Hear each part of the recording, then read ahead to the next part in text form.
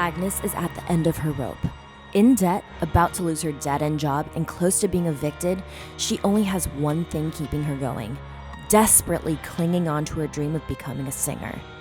She sees one way out, and that's at the hands of America's latest pop star sensation, Elkie, with whom she shares a dubious past.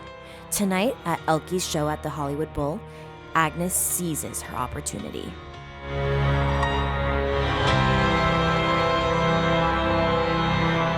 After sneaking into Elkie's raucous after-party, she waits until the two of them are finally alone, and the secrets of the past begin to unravel. Agnes decides to take what's rightfully hers, a pop star career stolen from her by any means necessary, even if it turns bloody. The film crescendos as Agnes's rage bubbles out as she takes Elkie's life for her own, stepping into the spotlight as the new pop star du jour by the end of the film.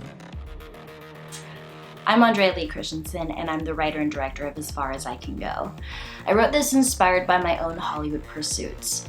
I, like Agnes, am Chinese American, and I really wanted to bring to the screen what it feels like to be Asian in this industry, what it feels like to have ambition festering inside of you, to feel insanely jealous, to feel desperate at the end of your rope, to be cast aside again and again in favor of people who are more mainstream than us. I wanted to give a girl like Agnes the chance to take center stage. Everything will be ruled by Agnes's emotional journey. The cinematography, the sound, and the editing. Next, I'm currently seeking producers and a talented DP to help me bring it to life. Thank you.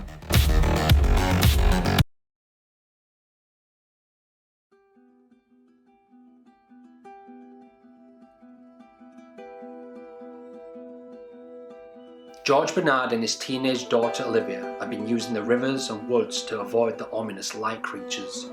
They gave humans the power to manifest their innermost dreams and conjure up their deepest desires.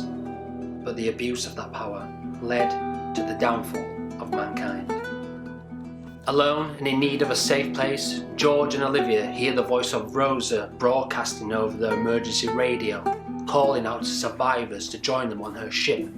They head out in search, but after a near-death drowning whilst escaping from the pursuing lights, George begins to see a red door, a door that will help him remember his past, a past that reveals the true story of his wife Jennifer and her death. Beyond the Veil tricks you into thinking you are watching a film about surviving in a dystopian world, but it's much deeper than that.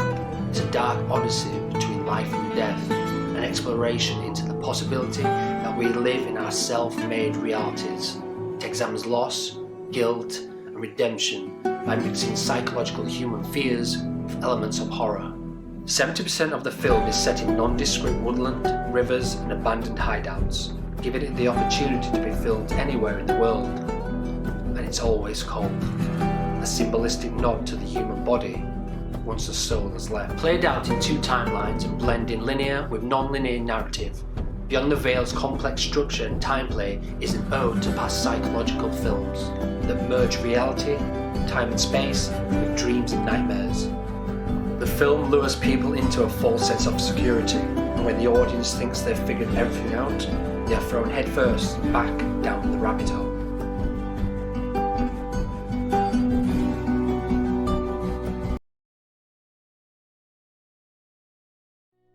Hello, my name is John Chamis, and I'm a horror screenwriter from Vermont. My scripts have been featured in film festival competitions such as Austin Film Festival, New York City Horror Festival, and Liftoff Network's Horror Genre Lab. My latest script is a World War II tale of barbarity on the Eastern Front called There Are No Tears in the Snow. The story is about a Soviet tanker named Sasha, who is accompanied by the Red Army with the mission of driving out German forces and liberating Ukraine. Within her crew there is Pyotr the Patriot, Ilyich the Bleeding Heart, and Dmitri the Dutiful Captain, all whom share various perspectives on the definitions of liberation as they push into the heart of Ukraine, encountering visions of starvation, destruction, and a young boy whose innocence wanes day by day. Consequences of their war efforts which will come to haunt them when they are ambushed and separated from their company. Abandoned and finding their way back to the front, the Soviet tankers come across a group of sovereign guerrillas led by a charismatic Mikhail. They learn that their presence is not a welcomed one. The sovereign's survival cares not for any flag or nation except for their own, and due to a lack of food supply following German and Soviet aggressions, Mikhail and his militant group have resorted to cannibalism and scavenging to ensure the prosperity of their remote village. Though given aid, Sasha and her crew soon discover that they are being coerced into being captives and eventually dinner, forced to reckon with the sufferings of Mikhail and his country as they are picked off one by one. Based on the true tragedies of the Holodomor famines and the occupations of both German and Soviet forces during the World Wars, There Are No Tears in the Snow aims to acknowledge the brutal choices made in the face of survival. Utilizing genre elements such as horror and anti-war drama, the story not just highlights a traumatic period in time, but echoes a history that is being seen today. The script has only recently been finished and is currently out on the festival circuit. I am looking for interest in either acquiring the script for production or as a sample to seek representation as a writer. Thank you for your considerations. I'd love to send you a copy for your review. Please contact me at johnchamiswrites@gmail.com for further inquiry, and feel free to visit my website, johnchamiswrites.us.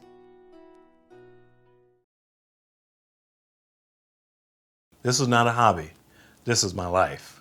Hello, my name is Robert Hopkins, and this is Buzzard, a story about family and following your own path. After the mysterious death of his famous father, a privileged black man inherits his family's fortune, along with the family curse of becoming the next Buzzard, the living prison for a mighty harvest demon.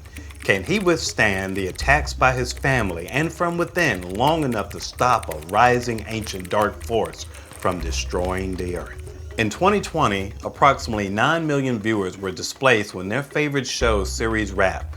Buzzard is darker and more serialized and supernatural with the glitz and family drama of Empire. That 9 million is our target audience. In order for you to understand Buzzard, you have to understand me. I was once a wild kid running the streets, one mistake away from prisoner death, until someone gave me a book that would change my life. It made me want to tell stories. Starting right here in my own backyard. Buzzard is inspired by the age-old Gullah Geechee legend of Dr. Buzzard, the root man, the hoodoo shaman, and self-proclaimed master of the conjuring arts. People often tell me that Buzzard has a Stranger Things type of vibe. I get that.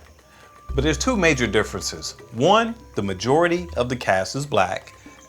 Two, it won't cost you $30 million per episode, more like 5 to 10. So over the period of 5 seasons, our hero to hero will learn about his family's secrets, fight within himself, fights with demons, embrace his powers, all while rebuilding his relationships with his family. He will save lives, and of course, he'll fall in love. But every time he gets comfortable, another storm approaches. Another dangerous battle must be fought. But don't take my word for it. Print the pilot script. Read it for yourself. Then lay your hands on the Bible for the future of the series.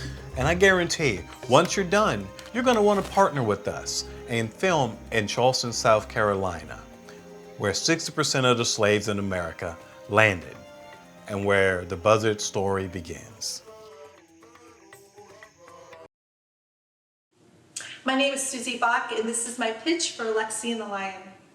Lexi and the Lion is a psychological drama set against a backdrop of rural Ohio that centers around Dan Turner, a reclusive construction worker who's battling mental illness. His life is turned upside down upon the arrival of the African-American teenage daughter he never knew existed. Having lost her mother to cancer and no other options that would save her yet from another foster home, Lexi confronts Dan, her biological father, outside his trailer home. This is not the complication Dan needed in his life, especially now. He has his own problems to deal with. He at times self-medicates with drugs and alcohol instead of the prescribed medication that would keep him out of the hospital. He's no longer a reliable anchor at the construction site, and his estranged ex-girlfriend refuses him visitation rights to see their young son. The only one who seems to stick by his side is Bill, his ex-girlfriend's brother, and an ever-faithful friend. And a new love interest named Caroline, who sees Dan's upside when Dan can't. Dan abruptly finds Lexi's claims to be true that finding her a caring home is a hopeless task.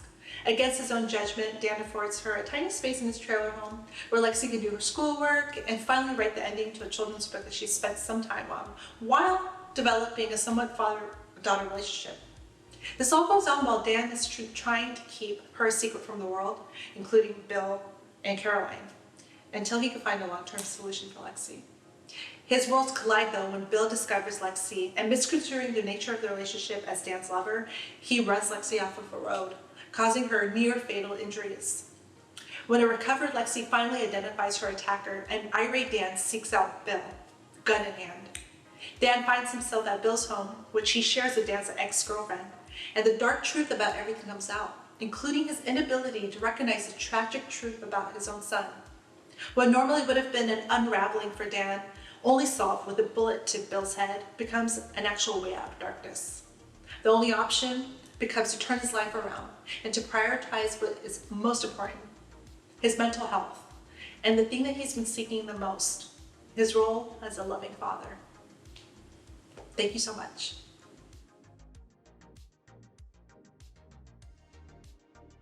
Hi, my name is Billy Duffy and I write under the pseudonym Virginia Austin.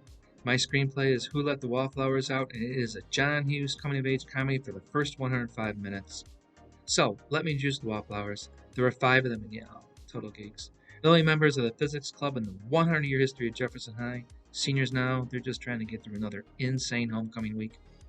I finished the script on May 24th. It's the day they leave all these shootings. Since then, it's grabbed a quick 10 nominations. I don't think it happens too long that one's work comes along at a time, by sheer luck, that it's really needed, that it can really make a difference. So I'm going to skip the first 105 pages of the screenplay and go right to the last 12. The last 12 minutes on screen that really make a difference here. It's late Friday night and the last fire engine and the last police car has left the school parking lot, and up on the gymnasium roof are the Wallflowers, celebrating a spectacular disruption of the homecoming game, and they hack into the Jumbotron and the music video comes on and they're up there dancing. God, it's just so awkwardly beautiful. And this is where the credits should start rolling. But they don't, because this screenplay gets a Saturday, and Saturday is a homecoming dance. And inside are already 2 Wallflowers, and outside, just across the street, the other 3. And to a tree they find nailed the final top 10 list. Now this list has been mysteriously appearing throughout this movie. And every day, 2 new names keep getting added. The hottest students at Jefferson High. But it finally dawns upon them that's not what it is. It is a list of those students who've been bullying the small kid throughout this entire movie. And then out of the bushes runs the small kid up the steps, through the gymnasium doors, and he bike chains them shut. And he's changing into a Jefferson High football uniform, and he's lacing up his spikes, and he's putting black grease under his eyes, and then he reaches down and pulls out an AR-15, and he heads towards the dance. You know, it takes 8 seconds to unload an AR-15 on a 30-round mag, and he reloads, and he reloads. Police cars come again, and the fire engines come again, but this time the media, to broadcast another slaughter.